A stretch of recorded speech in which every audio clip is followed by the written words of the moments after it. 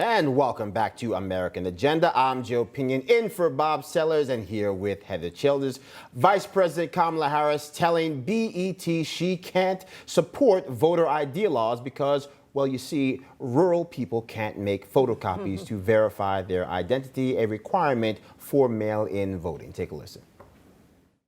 I don't think that we should underestimate what that could mean. Because in some people's mind, that means, well, you're going to have to Xerox or photocopy your ID to send it in to prove you are who you are.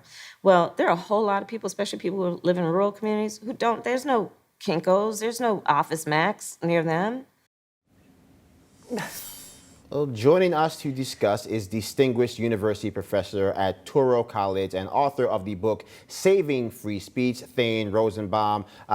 Thank you so much for joining us. I don't even know where to begin here. It seems that they're continuously moving the goalposts.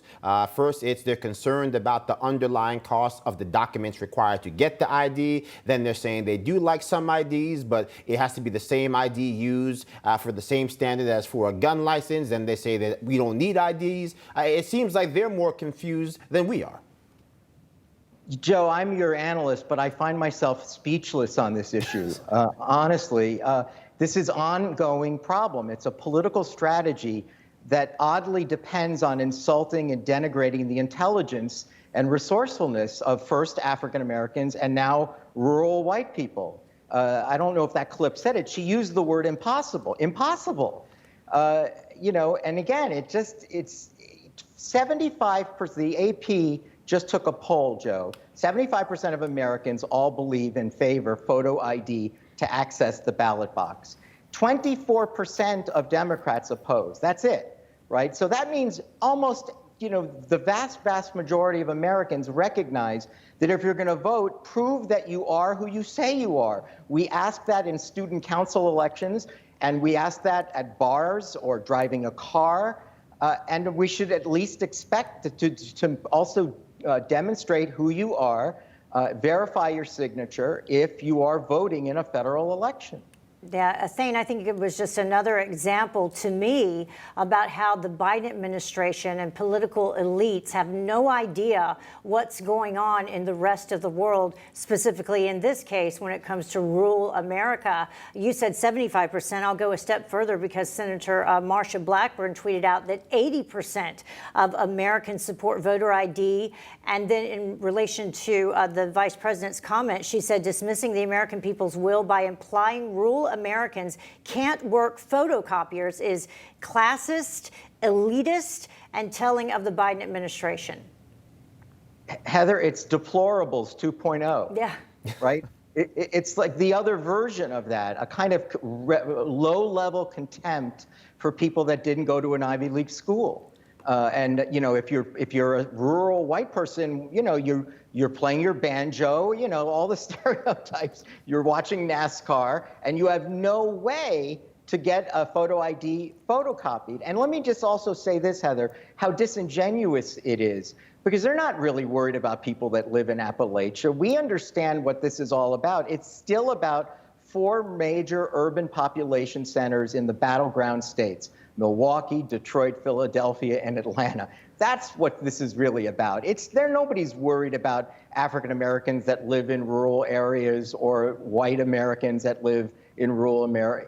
It still goes to the battleground states in these 4 giant cities that have vast numbers of African Americans living there. And that seems to be what they're really protecting. And it just seems more curious because, even as you've said, most Americans think that it's not either legally or morally questionable to insist that a person demonstrate that they are not using their cousin's ballot, that they are who, remember, voting is a solemn experience. It's serious. Remember the voting booth? You had to go in alone, right? You had to go in alone. There's a nice photo of the booth, right? This was a serious thing. That's one of the reasons why state legislatures don't want drop-off areas, 24-hour drop-off areas, because it's the exact opposite of the privacy and solemnness of voting in a voting booth. And again, in those situations, you have to show your ID. And so do we really want it to be so easy to vote that we have to question who the voter is or how many times a person voted? And the issue isn't fraud. You know, they keep saying, well, there's no evidence of widespread fraud. Well, yeah, we know that. I said that on Newsmax many times after the election. But I don't think the 500 affidavits that were filed on behalf of the 55 lawsuits, I don't think everyone there is a liar. I think it's absurd. Again, it's very denigrating, dismissive. Really, everyone who claims they saw a pile of ballots get counted that was missing information, everyone lied, every single one. No. When you open up the process to absentee ballots, you introduce more possibility for error. And everyone knew that, including President Jimmy Carter said that, who's a Democrat from Atlanta. Yeah.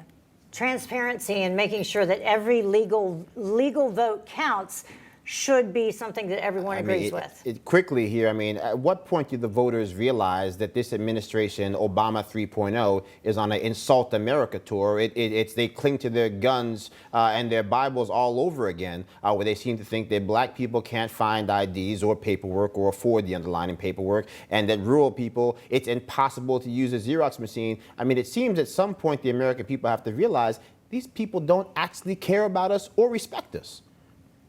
Right. I actually think that it's not racist to require a voter ID. It's racist not to require voter ID, to say, well, there's certain groups of Americans that must be exempt from this requirement because they're not capable. I mean, a driver's license, they'd have to know their right from their left. They'd have to be able to read the stop sign. I mean, this is so gross, Joe. I mean, seriously, as a white guy who lived for 12 years in Harlem, it's gross.